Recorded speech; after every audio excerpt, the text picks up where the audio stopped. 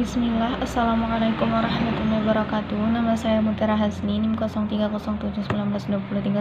Saya pemateri pertama yang akan menjelaskan tentang pengertian peserta didik.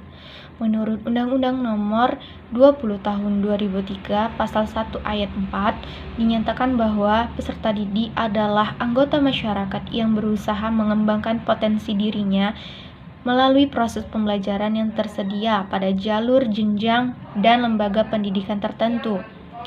Menurut Jamarah, peserta didik adalah setiap orang yang menerima pengaruh dari seseorang atau sekelompok orang yang menjalankan kegiatan pendidikan. Dalam konteks yang lebih luas, peserta didik menurut Prawira Dilaga adalah siapa saja yang belajar mulai dari TK, SD, SMP, SMA, bahkan sampai tingkat pendidikan perguruan tinggi, peserta pelatihan lembaga pendidikan pemerintah atau swasta.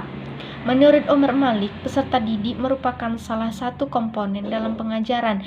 Di samping faktor guru, tujuan dan metode pengajaran, adanya kehadiran peserta didik sangat berpengaruh pada sistem pembelajaran. Karena itu, kalau tidak ada peserta didik, maka sistem pembelajaran itu tidak akan efektif dan tidak akan berjalan sesuai dengan yang diinginkan.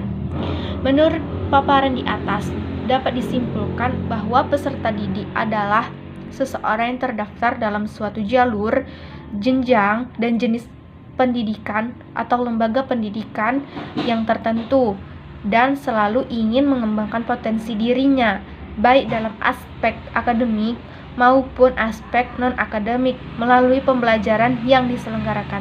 Itu saja dari paparan saya. Saya akhiri. Assalamualaikum warahmatullahi wabarakatuh. Assalamualaikum warahmatullahi wabarakatuh. Saya Audiahini Lubis akan menjelaskan bagian kedua, yaitu dasar pengelompokan peserta didik. Pengelompokan peserta didik didasarkan asumsi sebagai berikut. 1. Peserta didik memiliki sejumlah keamanan. 2. Perkembangan atau kematangan peserta didik satu dengan yang lainnya bisa berbeda. 3. Memudahkan pelayanan kepada peserta didik yang memiliki karakteristik tertentu. 4. Melalui pengelompokan tertentu, peserta didik lebih mudah dikenali dan lebih mudah memberikan layanan secara individual yang optimal.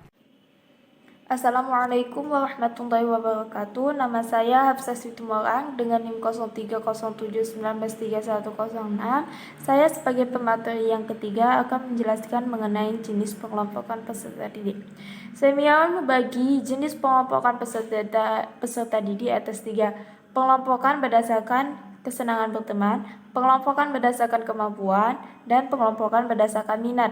Sedangkan Rostia membagi jenis pengelompokan peserta didik atas 2. Kelompok peserta didik berdasarkan waktu, yaitu kelompok jangka pendek dan kelompok jangka panjang.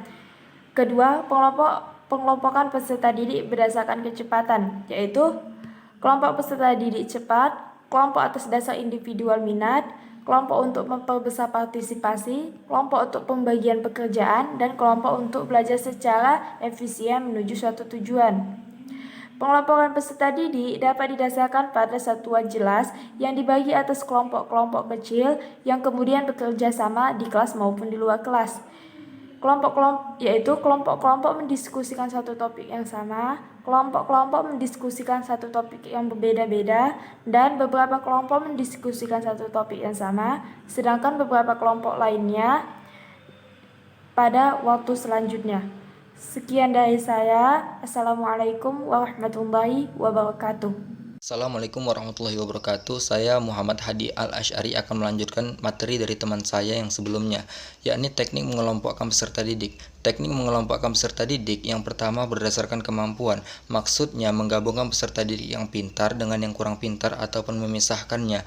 Yang kedua berdasarkan kegiatan. Berdasarkan kegiatan lebih kepada minat peserta didik dalam memilih aktivitas kelompoknya. Yang terakhir berdasarkan sosio-emosional. Dengan kata lain memilih teman kesukaan sebagai partner kelompok. Sudah singkat saja dari saya. Wassalamualaikum warahmatullahi wabarakatuh.